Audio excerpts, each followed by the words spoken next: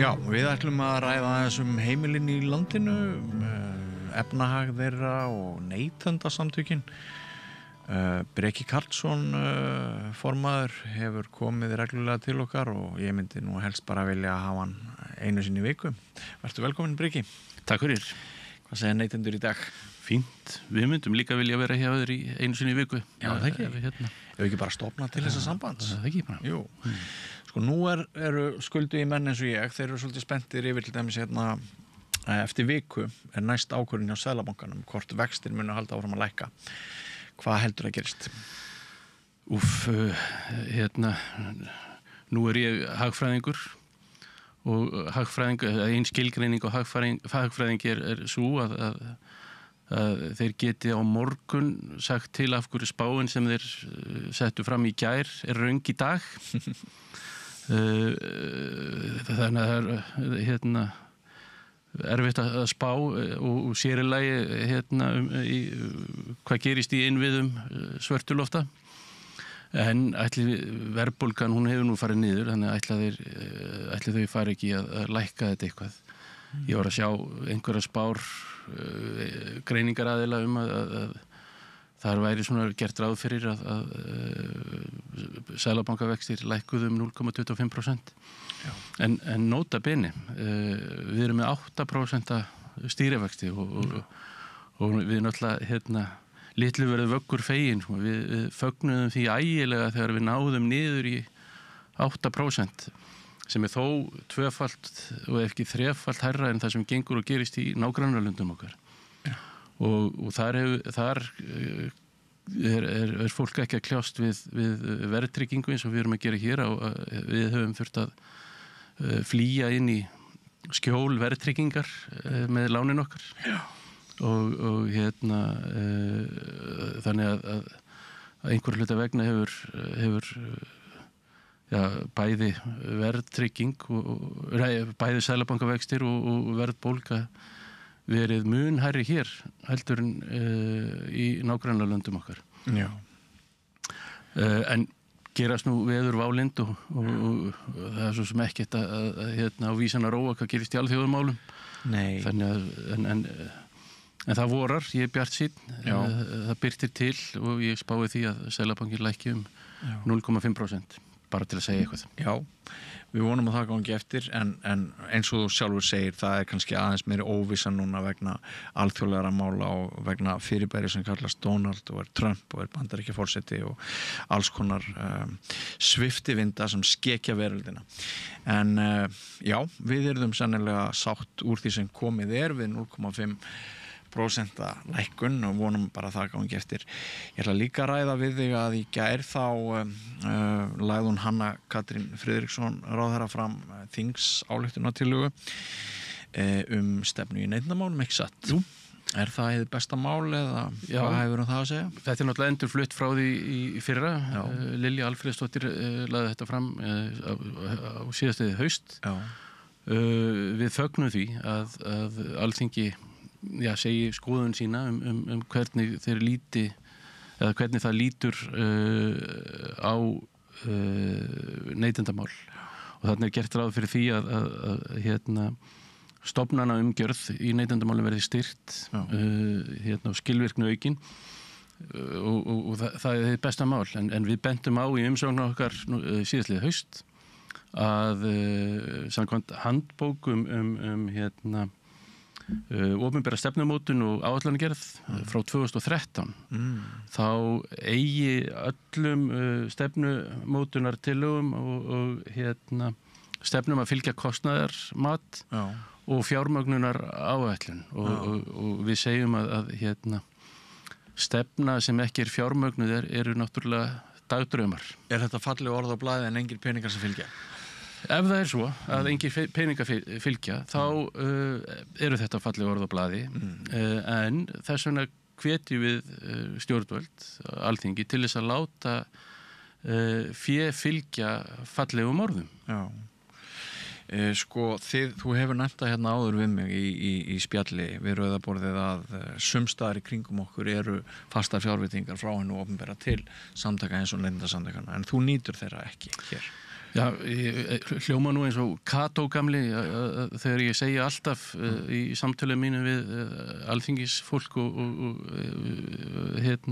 stjórnvöld að neytendasamtökin á Norðurlöndum eru þau einu sem ekki njóta beinna ríkisstyrkja eða eru ekki á fjárlögum. Ef við horfum til Danmerkur þá fá dönsku neytendasamtökin það bil 60% af sínum tekjum frá hinu opinbera. Norðmenn njóta 100% framlaga frá hinu opinbera. Þannig að jú, það er misjafnt hvernig hlúð að og hér á landi náttúrulega hefur líka verið þannig að stofnanir sem sinna neytendamálum hafa svona verið hólaðar svolítið að innan, það hefur verið hlaðið á þau fleiri verkefnum án þess að komi til frekara fjármagn. Neytendastofa til dæmis fékk eftirlit á að sinna, fékk til sín pakkan með að sinna rafrænum sígarettum og nikotínvörum án okkurs fjármagns. Einnig fékk hún til sín allan smálánapakkan eða neytendalánapakkan án þess að fá auki fjármagn. Við höfum séð trekk í trekk að samkeppniseftirlitið hefur kallað eftir fjármagni bara til þess að sinna lögbundum skyldum sínum. Þannig að þeim hefur stundum bara verið refsað með því að skerða fjárveitingar þegar þeir hafa nú verið að standa sig hvað best. Nákvæmlega og það er þannig ef það eru stórar sameiningar þá geta þeir ekki sinnt lögbundnum skyldum sínum og þurfa að velja og hafna sem er alveg agalegt. Þannig að fögrum fyrirheitum að efla stofnanaumgjörð neytendamála verður að fylgja fjármagn. Já. Ef að ræða að lokum, Breki, er ekki rétt hjá mér að þið eruð að koma á fót einhverju sem hvað er það, málaskrá? Já, við neytendasamtökin settum svona, ekki til höfuðs en svona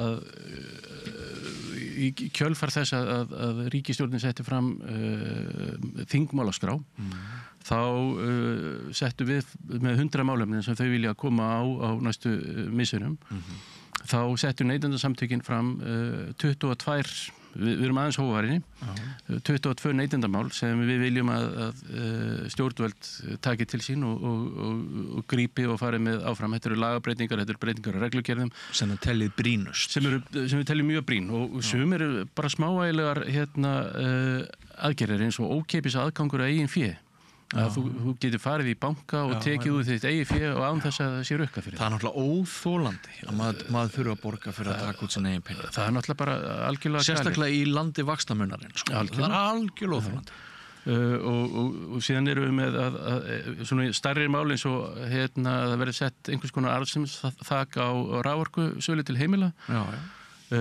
Raforka hefur hækkað 15% á undanförnu ári á meðan að almennt verðlag hefur hækkað 4,2% ef ég man rétt. Þannig að raforka er að hækka miklu mun meira heldur en almennt verðlag. Og bara til þess að nefna eitthvað fólk getur farið inn á ns.is/málaskrá eða málaskrá og séð hvaða málefni við erum að setja á oddinn þessa dagana og undir hvaða ráðherra það heyrir og þar hvetjum við einnig fólk til þess að senda okkur tillögur. Neytendasamtökin búa aldrei til nein mál, öll mál koma til okkar, neytendur lenda í vandræðum eða upplifa einhverja hnökra hér og hvar og benda okkur á og við tökum þau áfram, skoðum þau og sum þeirra setjum við á oddinn.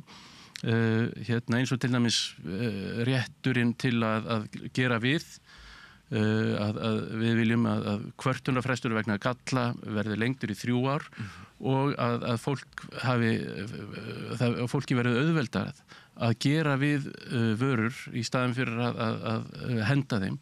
Þá bæði við raftæki Ráftækja viðgera verkstæði að kvarta yfir því að það of dýrt ofta að gera við jafnvel einföldustu viðgerðir. Við vorum að missa... Svarar ekki kostnaði. Það svarar ekki kostnaði. Við vorum að missa enn eitt skógaran. Skógaran og Grettisgötu var að leggja upp laupana. Og ef ég til rétt þá held ég að séu 5 skógarar eftir á landinu. Það væri hræðilegt ef við myndum missa getuna til þess að gera við fatnað, skótau, ráftæki og við gætum ekki gert það. Þess vegna leggjum við til að virðisaukaskattur verði tekin af að viðgera þjónustu, það verði undanþegin virðisaukaskatti. Það myndi strax muna miklu fyrir neytendur og þetta náttúrulega til þess að efla græna hagkerfið, hringrásar hagkerfið að láta vörur endast og föt og skótau endast miklu mun lengur.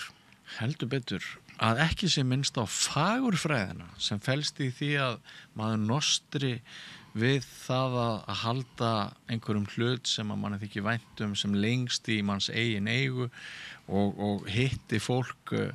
Þetta eins og þegar maður var krakki þegar maður var foreldri ungra barna og þau týndu húfu eða trefli eða eitthvað svoleiðis.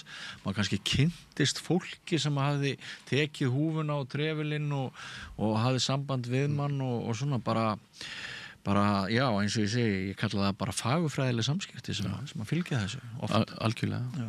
Þetta eitt af því sem við verðum að fara betur með það sem við eigum og þannig að við þurfum þannig að við þurfum ekki að kaupa meira af dóti. Það til nóga dóti í heiminum. Ég held að séu framleitar nú þegar 8 til 15 flíkur fyrir hverja einustu manneskju í heiminum á ári. Og þú ekki alveg fram með hlutfallið en mér minnir að 25% af þeim sem fatnaði fyrir aldrei í notkun heldur fyrir bara beint í sorpið. Það raunverulega til fólk sem að kaupi sér föt og gengur aldrei í þeim. Ég á það til að það tekur mig alveg heilt ár að fara í flíkina sem ég keypti en ég held ég fari alltaf fyrr eða síðar í þar. Þetta getur verið flókið. En kæra þakkir fyrir að koma hér og ræða þessa punkta, Breki, og það kostar ekkert mjög mikið að ganga í Neytendasamtökinu. Nei, það kostar 7.900 krónur á ári að vera félagsmaður og við bara hvetjum öll til þess að ganga í samtökin. Við erum ekki bara veitum við þjónustu, það að segja aðstoð þegar að fólk lendir í einhverjum vandræðum, heldur rekum við líka sterka hagsmunabaráttu fyrir eflingu og bættum hag allra neytenda. Einmitt. Kæra þakkir fyrir komuna. Bestu þakkir. Ekki fara langt, kæru áhorfendur og hlustendur. Við höldum áfram með rauðaborðið eftir andartak. Með því að ganga í leigjendasamtökin styður þú baráttu leigjenda. Leigjendasamtökin eru fyrir öll þau sem vilja vinna að réttlæti og öryggi á húsnæðismarkaði. Leigjendasamtökin.is. Ertu á leið heim úr vinnu? Stilltu á FM 89,1.